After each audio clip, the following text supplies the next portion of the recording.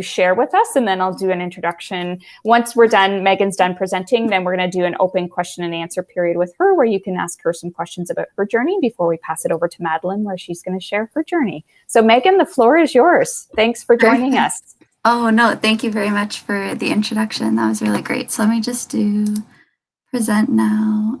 Let me select. Okay, I'm going to pick my screen. It's going to show you guys first, and then I'm going to switch to my PowerPoint. Okay, can you guys see the power?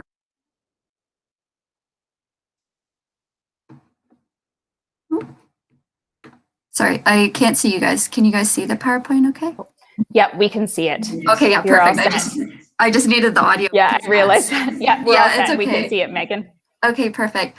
So yeah, like I said, I just prepared like 7 slides for the Coaches Circle tonight.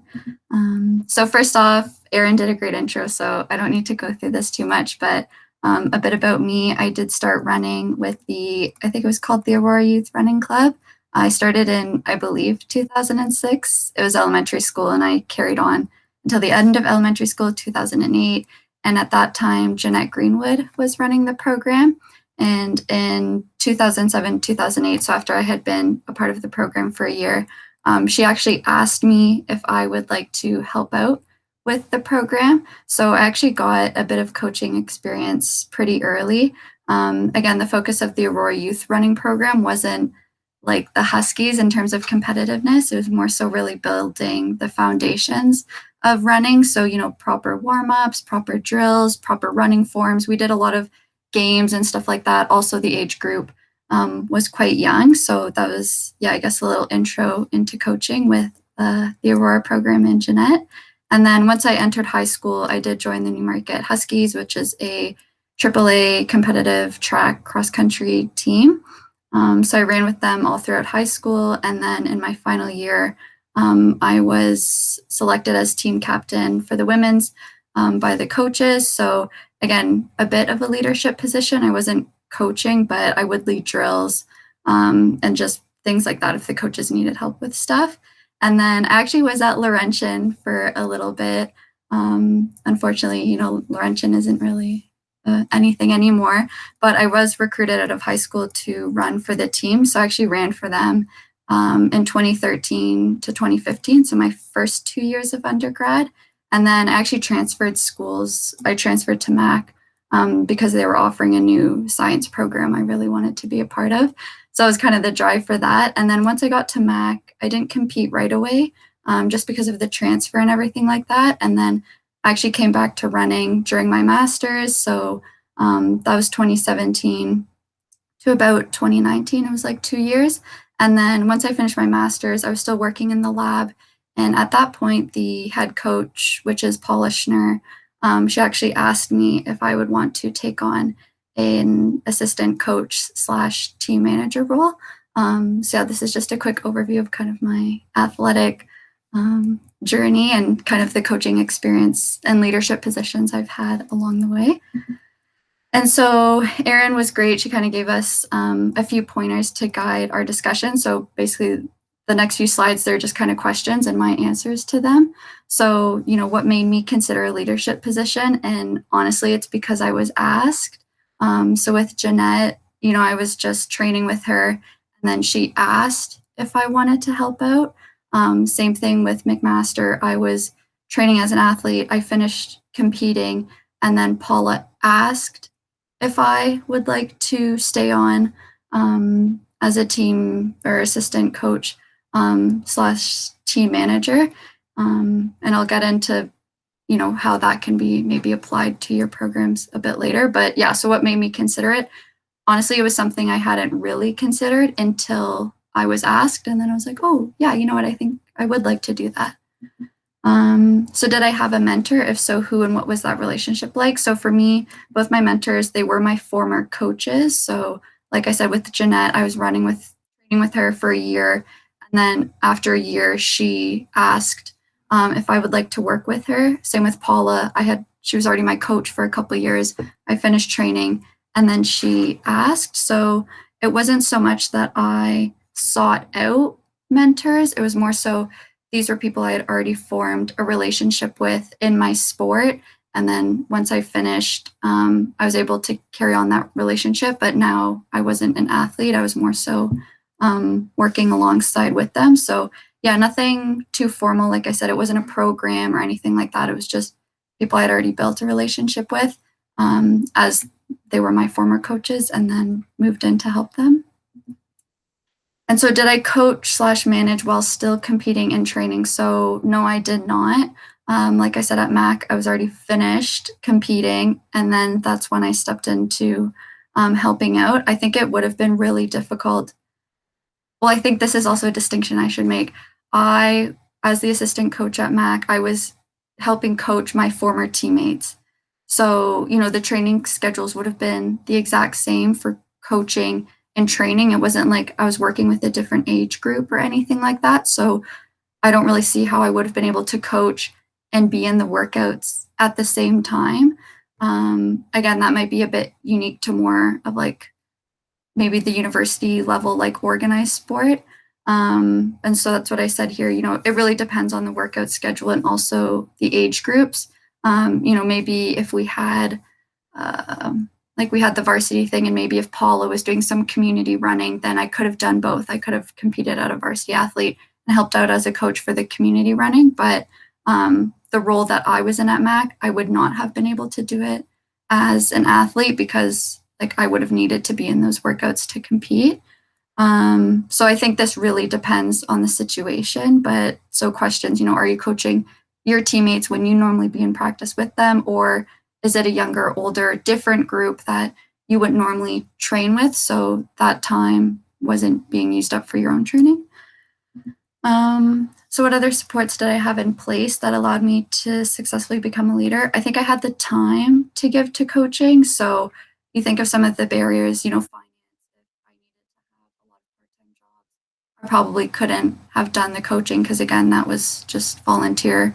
So, my finances were okay.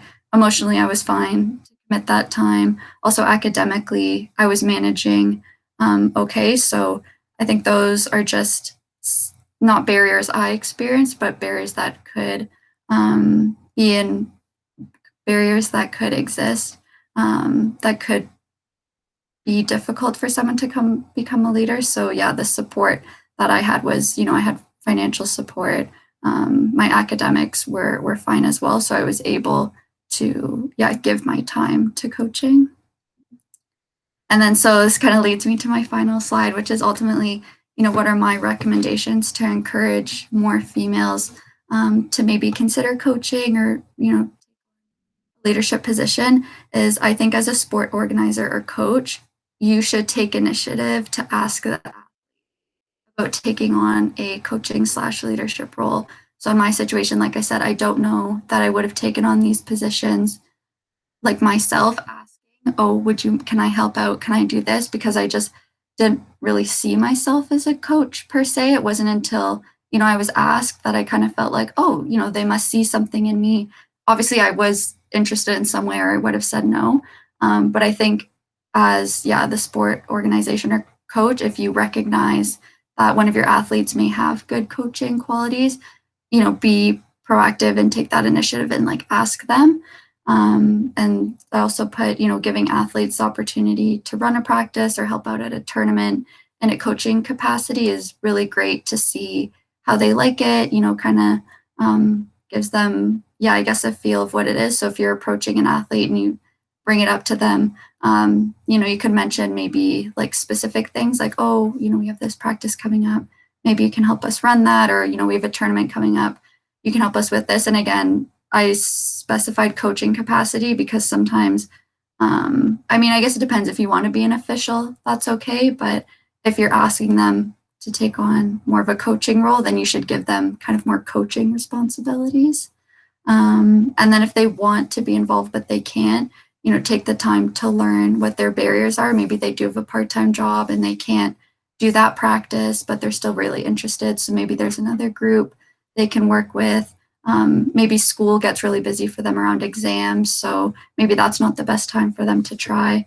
But I think the biggest thing that, in my experience, that I learned was yeah, just taking that initiative to ask and not wait for the athletes to come to you being like, oh, hey, I really want to be a coach. Can I do this? Blah, blah, blah. But yeah, so I'll stop my sharing now. Stop sharing, right? I think that's... Yep, that's great. I think it should be okay. Thank you so much, Megan. That was fantastic. That was good. It's so funny, you started off your presentation by emphasizing, and I love the way you emphasize that you were asked in both situations. So it is probably, when I go back to, and Lisa and Caroline were both at like just over a year ago in March 2020 at our Gender Equity Women in Sport, and Nancy was as well at our Women in Sport brainstorming workshop session that the town was doing to look at how we could address some gaps. And the exact question was, that came from Joe at Aurora Minor Hockey. He said to our facilitator from Canadian Women in Sport, I'm just going to flat out, like, how do I get, like, I don't even know how to get women involved. How do we get women involved? What do I do? I haven't been, like, I put out a call for applications for people to apply. And she just turned and she said, you ask. And like, that was the clear message, is like, you ask an individual, because in a lot of cases for females, they don't necessarily see or have the confidence or feel that they can fulfill that role. And when they're asked, they're like, wait, like you said, like, it was like, oh, wait, like somebody sees me in that position and has confidence that I can do this and wants me to be there. And so our females are less likely to actively pursue those positions. And so it's funny, because we left that session, and 2 days later, I got an email from one of the gentlemen that were there. And he's like, I left and I went and I asked one of the females that are our members to see if she would be one of our coaches. And she said yes. And she's still a coach Funny in how their easy club. it is. So we're a year and a half later, and he's like, I didn't think to go and ask her. I just assumed they would come forward. So less likely to. So how do we ask them? And then how do we, and I think some other key message you delivered is like, figure out what might be barriers. So for females, what are the responsibilities do they have? Why? So like some key messages there, ask them. And then what are the barriers and how do you work around it? So some of the gender equity project we're working on is like, even around staffing and coaching, what are the barriers? Like, what nights don't work? What nights do work for you? And how do we work around the option to get involved? So Tina, did you just see that message pop up? Okay. Perfect. And so just sort of as I'm listening to you, and I'm like, your messaging is aligning exactly with some of the messaging that came across in our workshop that came from Canadian Women in Sport. So I just wanted to highlight that. So that's funny. Yeah, and I wasn't there for that workshop. I didn't. No, you weren't. So you weren't there for that workshop, but your messaging is aligning with like what we were hearing in some of our discussions there. So I appreciate that. So I want to open up the floor, and here's a chance. Feel free to take your mic off and unmute yourself, or if you want to put a question in the chat section, you're welcome to do so as well. But it's a chance for an open discussion. So if people are comfortable, I'd encourage you to take your mic off if you have questions, if you want to ask them directly to Megan, sort of about some of the steps she took and anything related to her sort of career as an athlete, or what her experience was like coaching that year.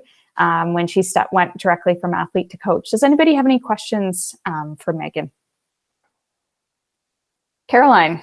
Oh, no pressure. If there's no questions, I don't take offense. Like, I know what it's like sometimes in things you're like, oh, I should really ask a question. Yeah, no offense. It's totally fine. No pressure if you don't have a question. It's okay. So I have a question. I had actually asked this question to Taylor. We just published an article about Taylor and her coaching. So I want to ask, and I'll put the link in our Coaching Women's Circle later, but I'm curious to see what your one important key takeaway was as a coach that you didn't appreciate as an athlete. What would that be?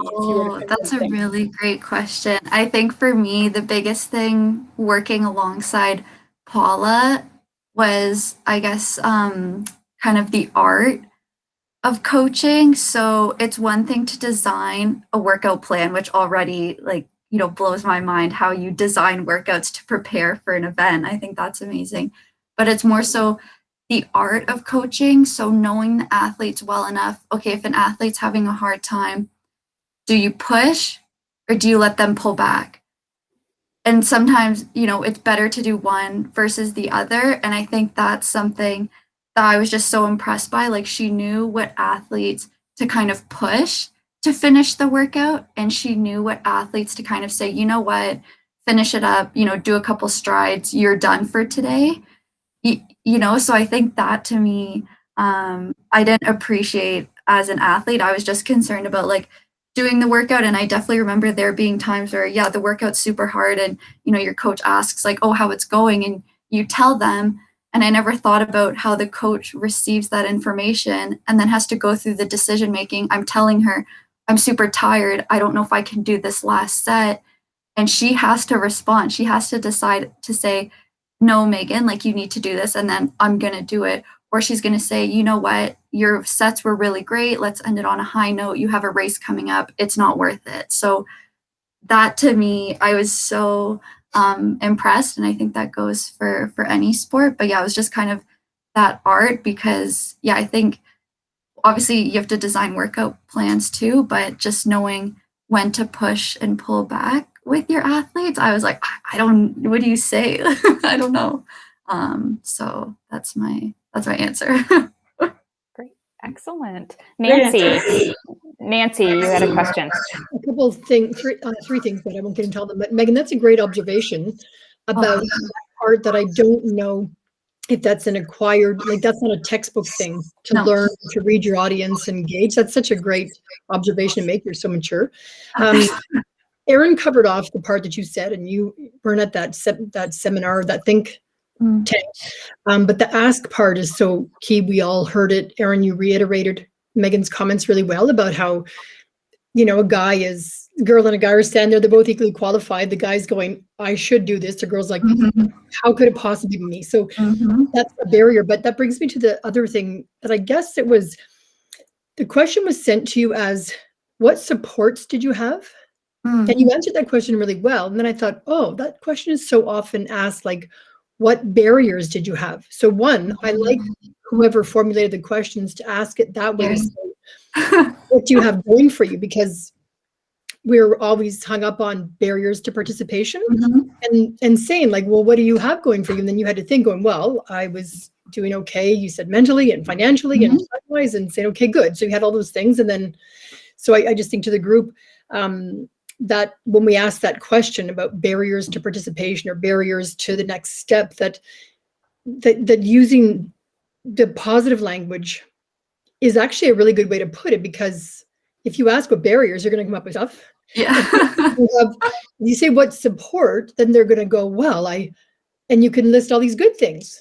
And why not start with that? Because hopefully the person thinks about that and says, well, I have the intellect and I have the money, and they or whatever it is, right? So I just wanted to, I guess, sorry, Meghan, I've not really formed that in a question, just to say, kudos to you for recognizing the question was asked. It's saying, how were you well set up to do this? So I think that's great. No, it didn't need to be a question. I think you did a good job kind of putting it more into context, what I was saying.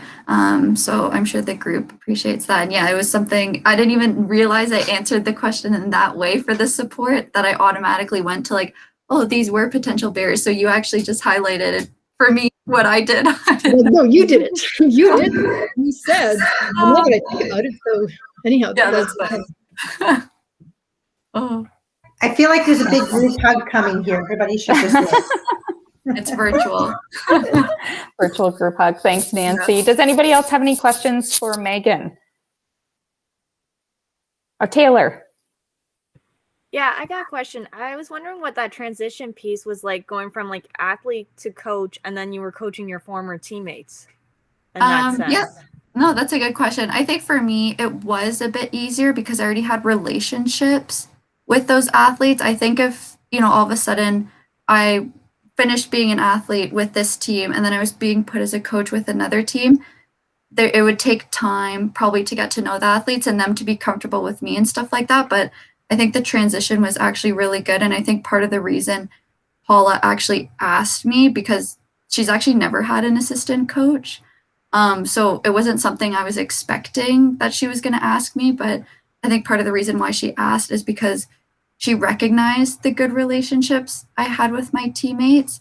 So I think that definitely facilitated it. And also just being familiar like with the training schedule and like their competition schedule, I think made it the transition a bit easier compared to, if like I finished at Mac and then I came back home and maybe I was trying to help out with Huskies.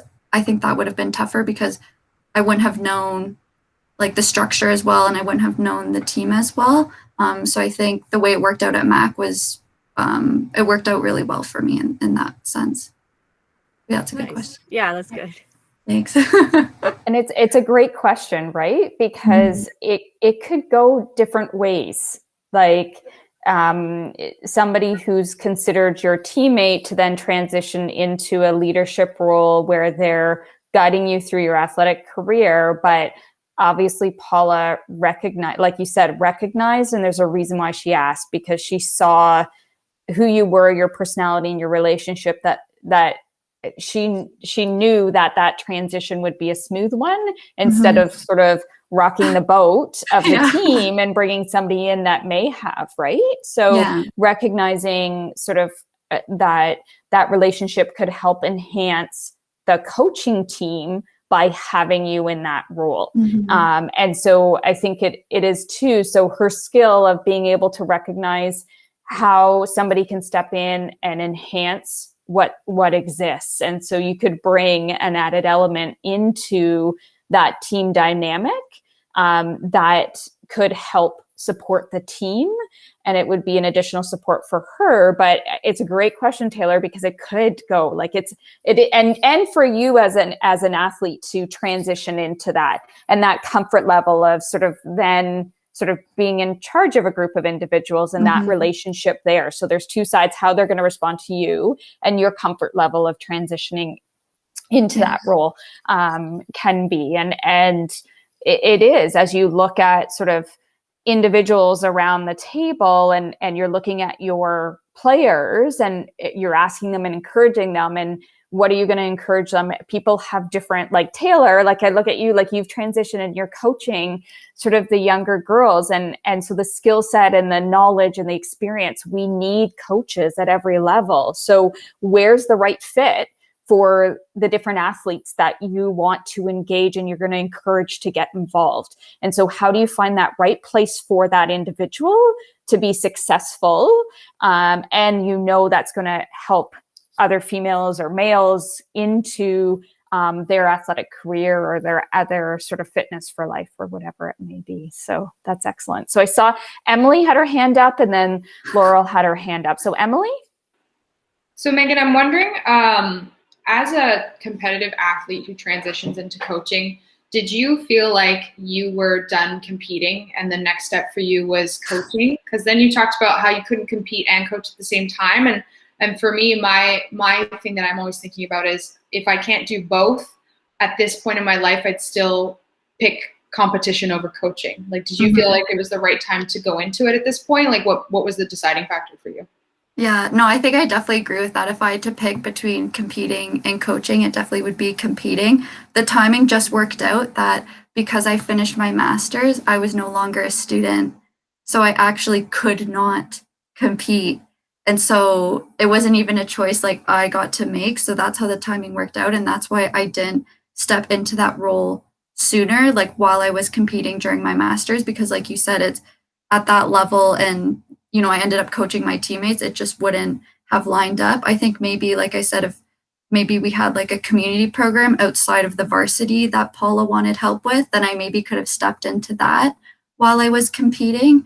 But the coaching role I ended up stepping into, I could not have done while I was competing. So it was more so that like my competition like had ended regardless of like my choice because I wasn't a student. And so that's kind of how that timing worked out. But it still was a bit tough to see, my teammates competing at races and stuff that I was used to being at. But it was also a bit fun too, because then, you know, you see them on the start line and you see them when you finish and you're like, it doesn't look that fun.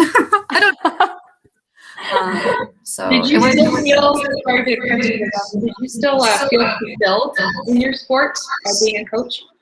Yeah, I think so. I really like helping other people. So being able to provide support, especially to my former teammates, was really nice. And also just to be able to help Paula out with certain things, because one thing she knew me coming into this role would also help is sometimes the newer girls, like the rookies, wouldn't maybe feel comfortable approaching her about certain things, but because they knew me, they were more comfortable bringing things up to me that if I could either deal with it in the moment or I could later discuss it with Paula.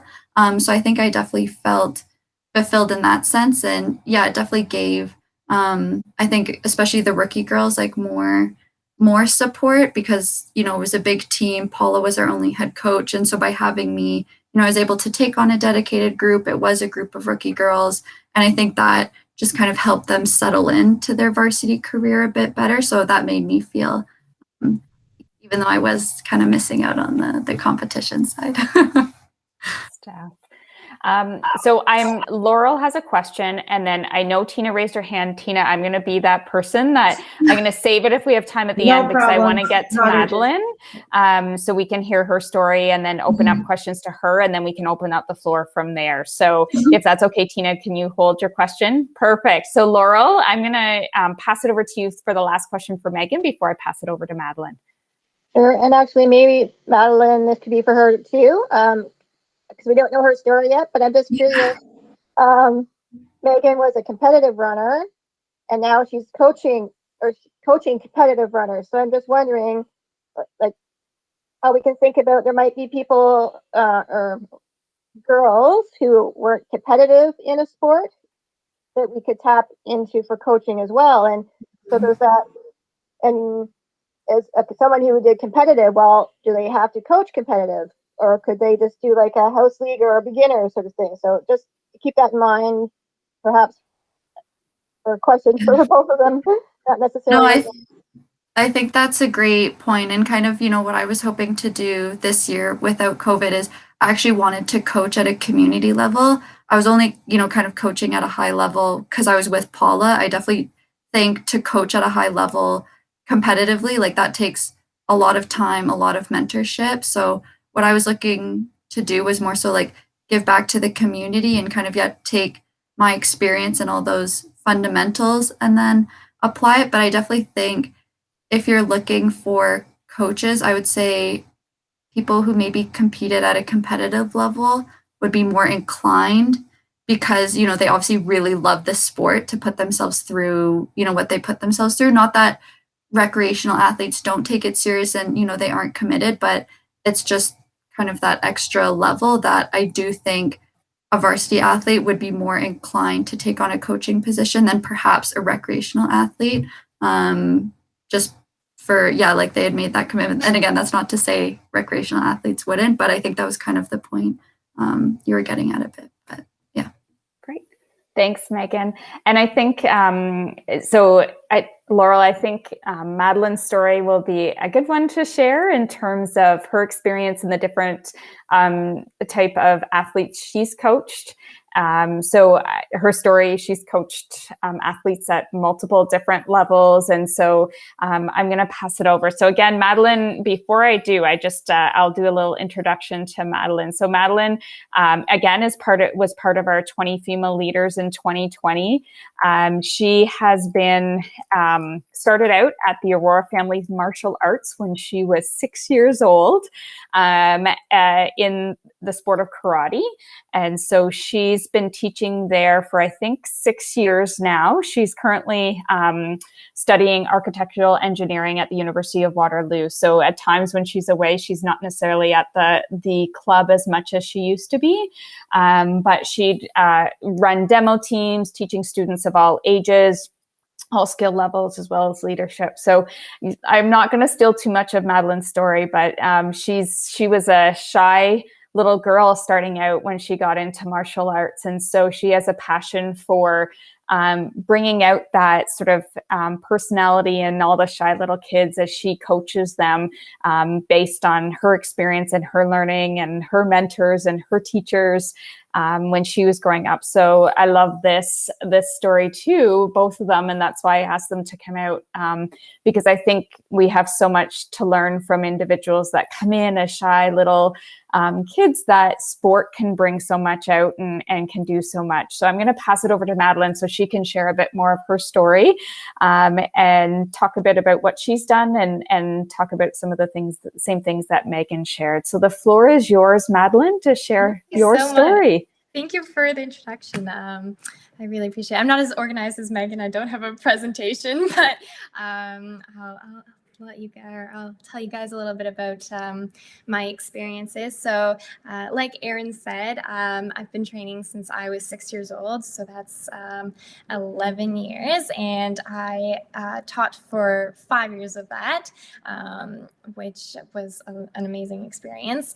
And so I was originally, like Erin said, put in karate because I was a really, really shy kid. I had a lot of trouble speaking up for myself, confidence issues, didn't really know where I fit in, and was very awkward.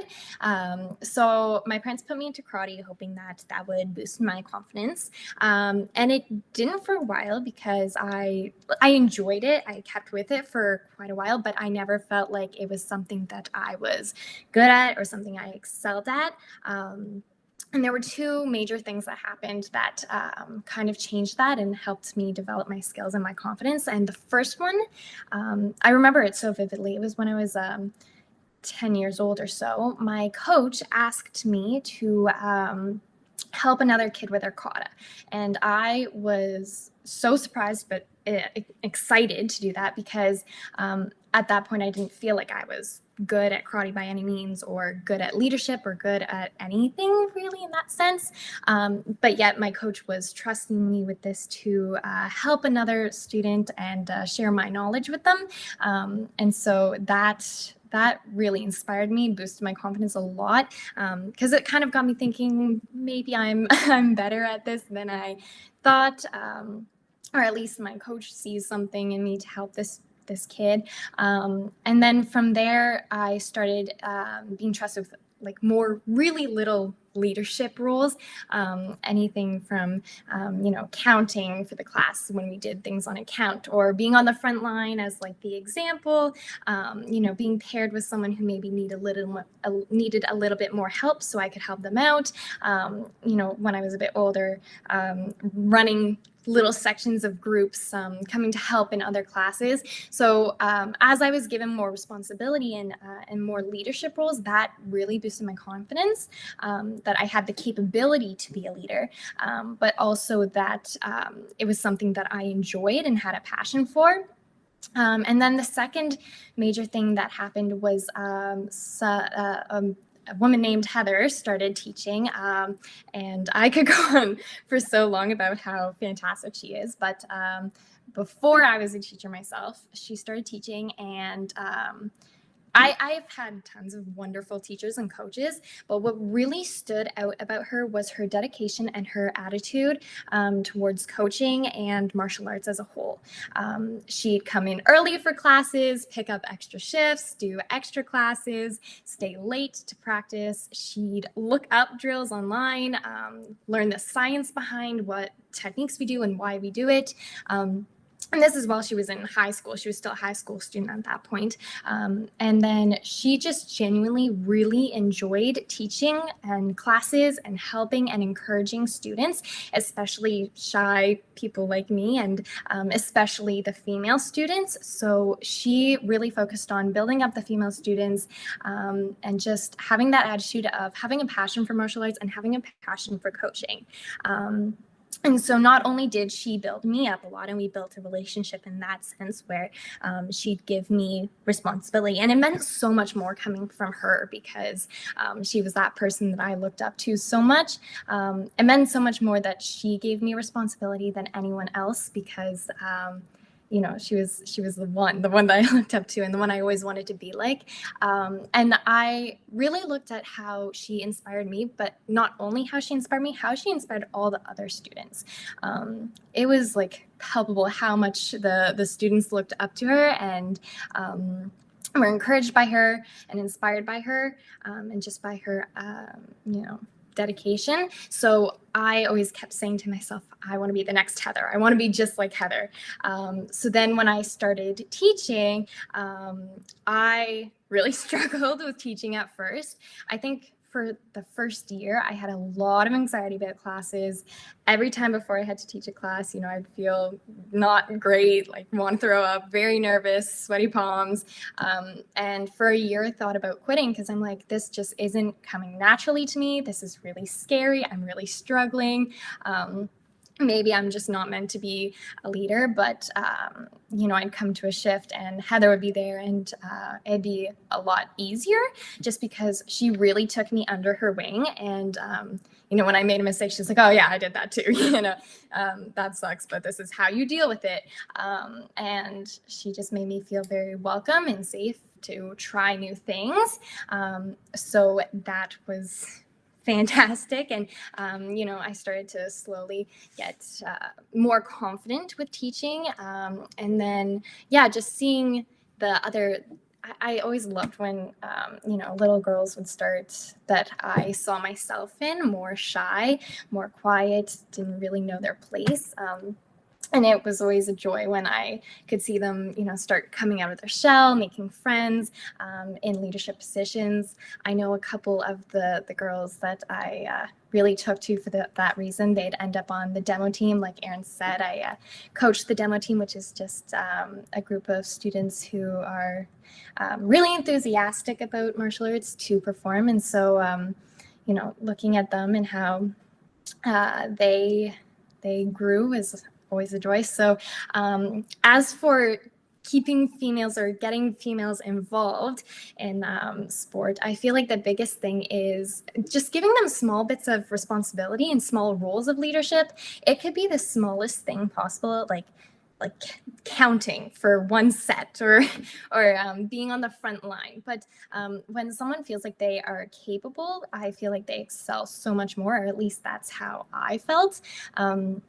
So like even smaller, like the smallest leadership role that could make a huge difference. And then even as coaches, our attitudes towards coaching in our sports, you know, kids pick up on so much. They can pick up on if you're having a rough day, if you're not excited to be coaching, if you're not excited to be there.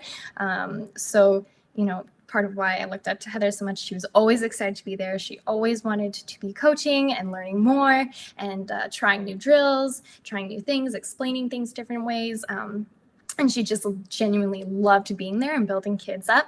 So that's another huge part, just, you know, taking a look at yourself and how you are showing your excitement for sport and coaching and for, you know, being with the kids. And also another thing I didn't mention so much in my story, but before I was even hired to be a coach, I was asked to be a part of a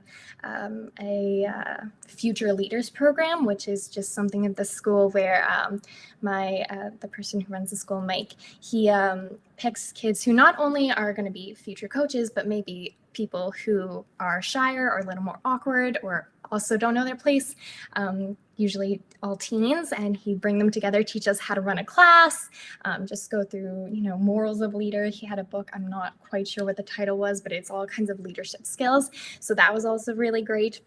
A great way to get involved, even for those people who weren't necessarily going to be coaches or looking to be coaches and staff, but just to build them up. And who knows, maybe they, you know, there's been times where they take to coaching and it's surprising, but they end up being a fantastic coach. So yeah, little courses like that, or just get together, something like this, it really makes a world of difference. So that's my little story.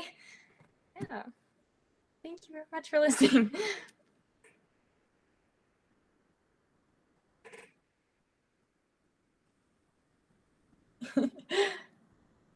Erin, you're on mute. Yeah.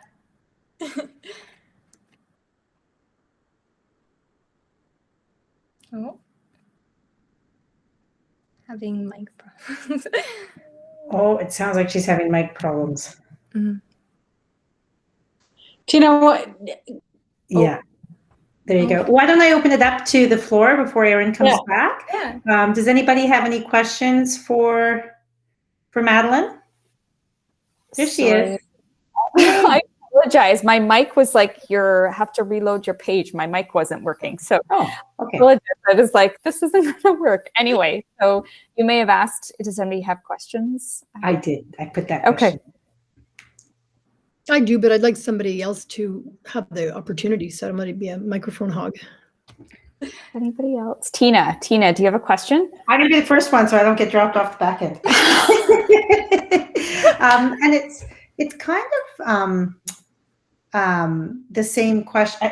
I had the same question for both of you, but I wanted to actually hone in on Mike because him having this leaders program, did you find that you were inspired by the others in your group as well? Like, did you see more of yourself in that group? Like, was that program, did it have the same impact on the others that were in that group as it did on you? Do you think? Yeah, I would really hope so. I know, because the program ran for quite a long time, like over a year. We'd meet once a month.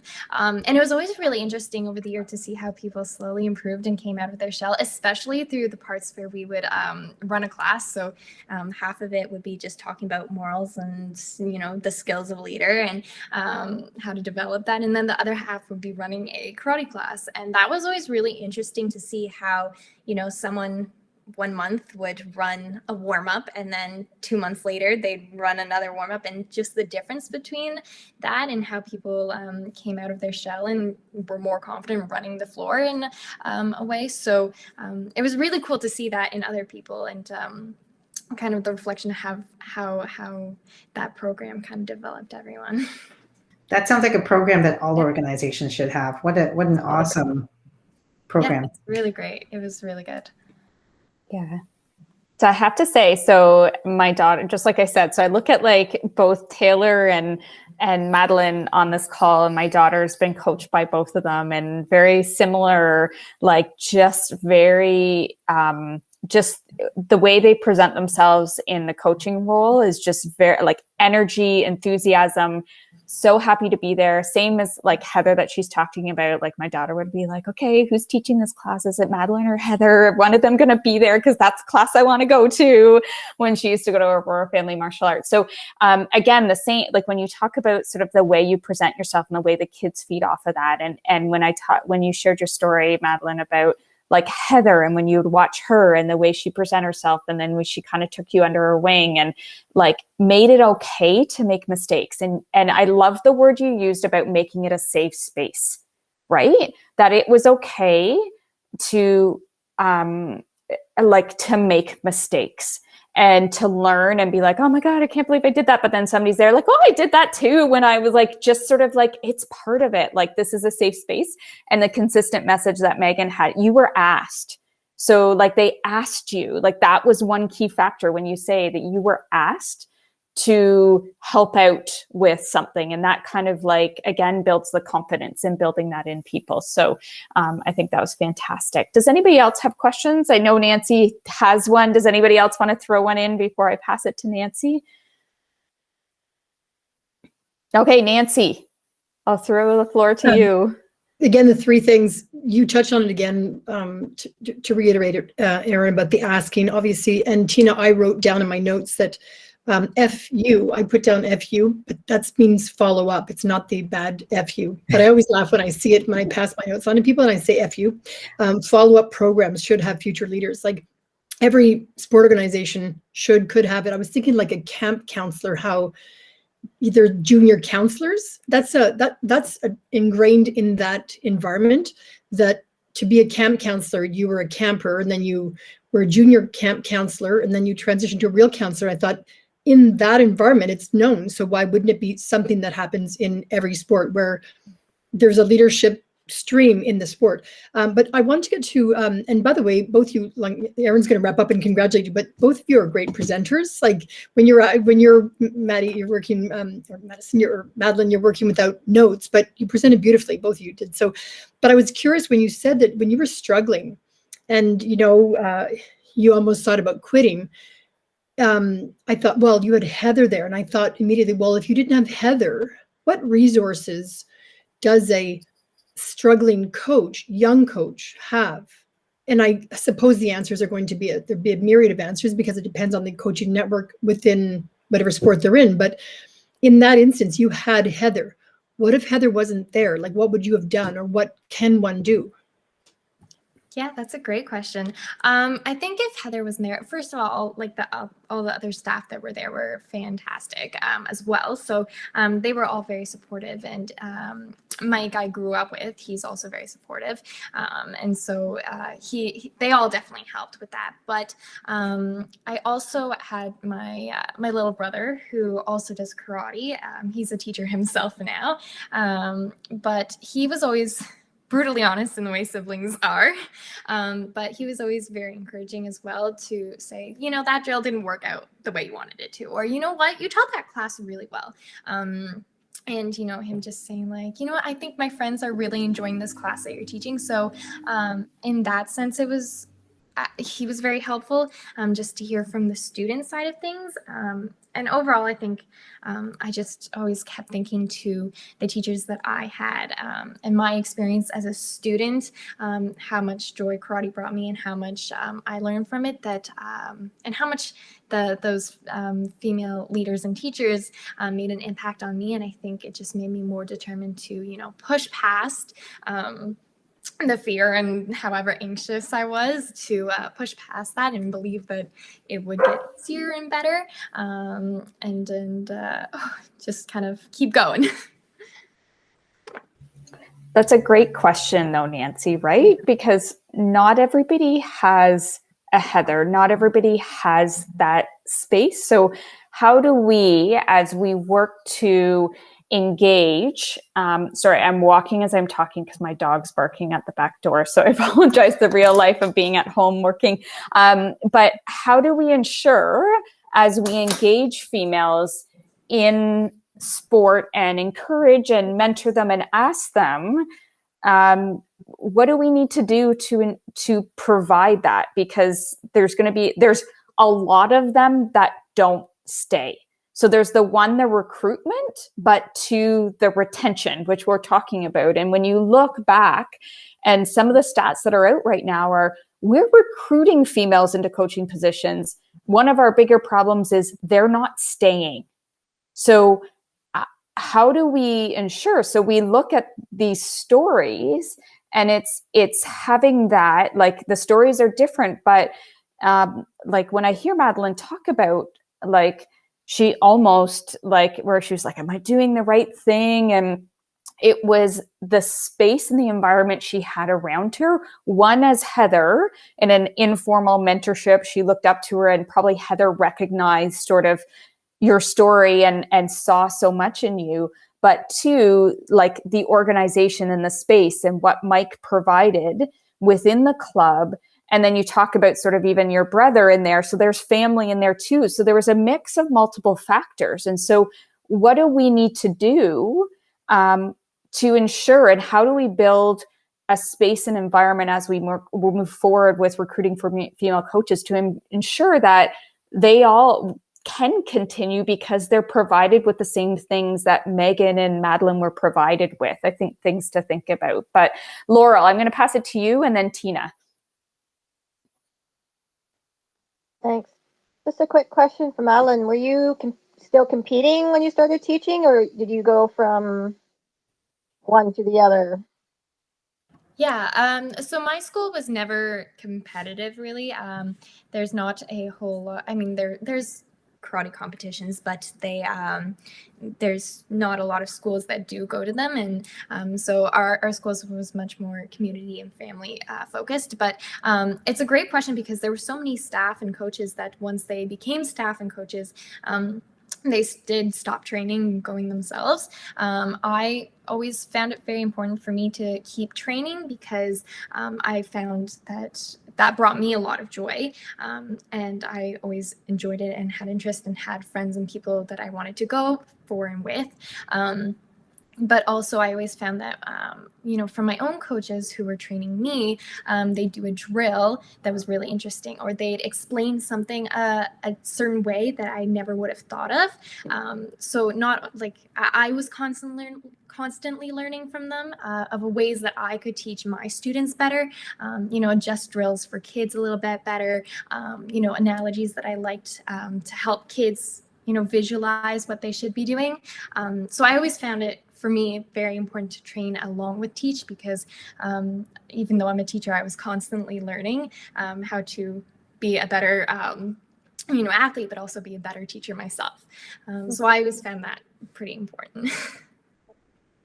Cool. And I was thinking about just a quick example. It was brought up to like a junior coaching program. So my daughter had two very smart head coaches. They were both men, one in hockey and one in ball.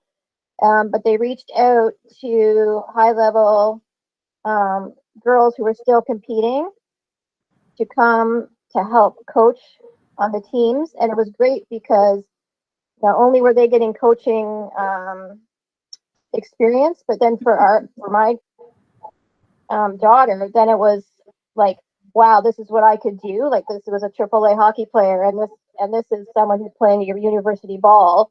Mm-hmm. So it was a really good connection. Yeah, for sure. Excellent. For sure. Definitely. Right. It's all about seeing yourself, being able to see yourself in various and see yourself in multiple different roles. Like if you wanted to go down that competitive stream, to see yourself down that stream, or how do I see myself down that sport for life? I can be playing this forever, and whatever the right fit is for you. But to be able to see those people, to be able to pursue and know which direction you can go. So Tina, I think you'll be the final comment of the night before we wrap up. So I knocked you off the last one, but I'll let you be the final comment for this Well, one. I will say, if somebody else has a question, they can ask that instead. I can always ask mine later. I don't want to bump somebody else off. It's okay. I'm sure if there's another one, we can toss another one out there. Great.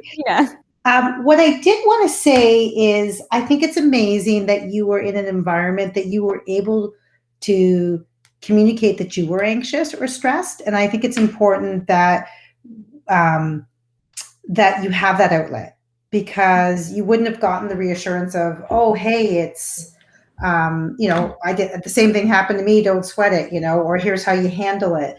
And do you think it's because Heather was kind of closer to I interviewed both Heather and Maddie for our podcast, so you can go check out the link in the group. But she is as awesome as Maddie says she is. Do you think it's because she was closer to your age, or was it relationship? Like, how can you provide that outlet where people don't feel like, young coaches don't feel like they're failing if they are anxious? Mm-hmm. I think it was overall the community, or the community of the karate school as well. Heather, very much because, yes, she's the same age, and also because she was, a girl somewhat close in age, and because she'd been doing it for so long that she was one of the senior staff. She'd been doing it so long that she had her own experiences that she could share that made me feel like, oh, my experiences are similar. I can relate. This is okay. It's happened to even Heather. Then it's okay. But yeah, overall, the community was always great. Like Mike never expected perfection right away. As a senior staff myself, when we had new staff come in, I never expected perfection for them. It takes a long time no matter what. But I think because I so badly had wanted to be the next Heather, be like that, I expected that right away, which and I would get disappointed when it wasn't like that right away. But she was very helpful then to say, like, it took me some time as well. It takes time. And then that was very helpful for my mentality. But yeah, I think it's that she's close in age. and a female. She had the female experience, which you know, is different. Not, you know, it's just different than, you know, the male teachers. She had her own challenges that she went through, and you know, male teachers have their own challenges, but just that I could relate to her on that level was very helpful. Excellent. Thank you so much. We are at 8:32, so I am going to do closing remarks. So I'd like to start off by thanking Madeline and Meghan for joining us tonight and sharing their journeys and their stories. I've definitely taken away, I know both of you, and I still continue to learn through what you shared tonight. And I've taken away, so I was sort of typing my notes on my phone here of things that you shared tonight that I would like to consider us as a town in terms of the project we're working on around gender equity and working with local sport organizations. And so it's great to hear your messages and learn directly from you, your recent journeys, to step into those roles. And I know you all have stories to share that I'm excited to continue to learn through this circle. And I appreciate everybody's questions tonight. Fantastic questions, and listening to the stories. So some great takeaways. So thank you again.